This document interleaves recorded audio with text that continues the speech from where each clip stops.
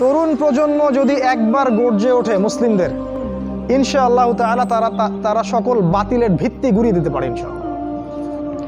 তরুণ প্রজন্মের মধ্যেই ছিল খালিদ বিন ওয়ালিদ, তারেক বিন জিয়াদ, এই মানুষগুলা, ওমর ইবনুল খাত্তাব, আলী ইবনে আবি তালেব, যায়েদ ইবনে হারসা, আসাদুল্লাহ, সাদ ইবনে আবি ওয়াক্কাস। এই যে সাহাবায়ে কেরামদের নাম আপনারা জানেন, তরুণ সাহাবী ছিলেন যখন তার ইসলামের পক্ষে দাঁড়িয়েছিলেন। একাই ওমর সে সারা মক্কাকে পরিবর্তন করে ফেললো। এক হামজার সামনেই 20-30টা মানুষ দাঁড়াতে সাহস পাইত না।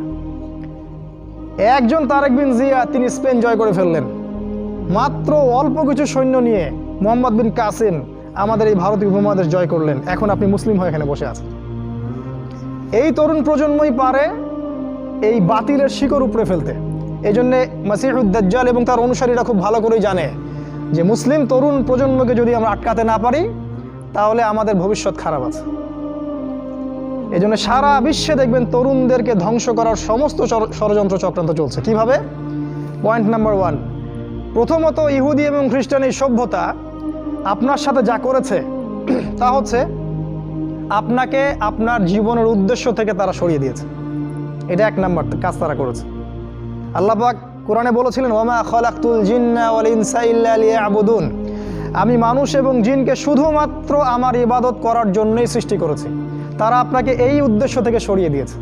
এখনকার যুবক শ্রেণী আল্লাহর জন্য বাঁচে না, আল্লাহর জন্য মরে না। নো, এখনকার যুবক শ্রেণী টাকার জন্য বাঁচে, পদের জন্য বাঁচে, চাকরির জন্য বাঁচে, একটা মেয়ের জন্য বাঁচে। এখনকার যুবক শ্রেণী আল্লাহর জন্য বাঁচে না। ইল্লা মাশাআল্লাহ, অল্প কিছু ভাই আছে জানি, তাদের কথা আলাদা। এটা প্রথম কাজ সেটা করেছে, আপনাকে আপনার জীবনের উদ্দেশ্য থেকে সরিয়ে দিয়েছে। আমি 100% নিশ্চিতভাবে বলতে পারি, আপনি যে যুবককে জিজ্ঞাসা করবেন যে বাবা তোমার জীবনের উদ্দেশ্য কি, কেউই বলবে না আমার জীবনের উদ্দেশ্য জান্নাত। চ্যালেঞ্জ করলাম আমি, জিজ্ঞাসা করে দেখেন, কোনো যুবক বলবে না আমার জীবনের উদ্দেশ্য জান্নাত, বলবে না।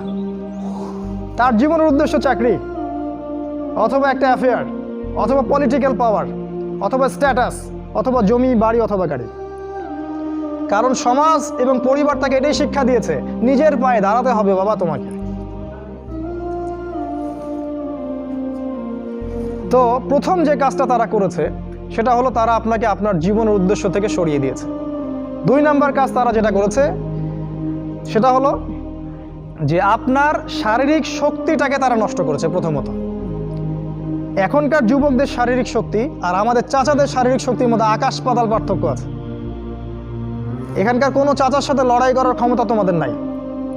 তোমরা 3 জন মিলে একজন চাচার সাথে পারবা না ইনশাআল্লাহ, আমি বিশ্বাস করি এটা। আমার একজন আত্মীয় যিনি একটা প্রশাসনিক পদে আছেন, হার্ট স্ট্রোক করেছিলেন, আমি দেখতে গিয়েছিলাম। তিনি একসময় বাংলাদেশের পক্ষে অস্ত্র ধরেছিলেন। যখন একটা সীমান্তে লড়াই হয়েছিল বাংলাদেশের সাথে অন্য একটা নাফ নদীর ওখানে, তিনি বিডিআরে ছিলেন, যেটাকে আমরা বিডিআর বলি। আমি যখন তাকে দেখতে গিয়েছি আমি বলেছিলাম যে না না, আপনি তো দুর্বল হয়ে যাচ্ছেন। তিনি আমাকে বলেছিলেন যে তুমি এখনো আমার সাথে পারবে না, তুমি এখনো আমার সাথে পারবে না। আগেকার মানুষদের যে শক্তি, ফিজিক্যাল স্ট্রেংথ, এটা তোমাদের মধ্যে নাই। তোমরা কি বুঝতে পারো?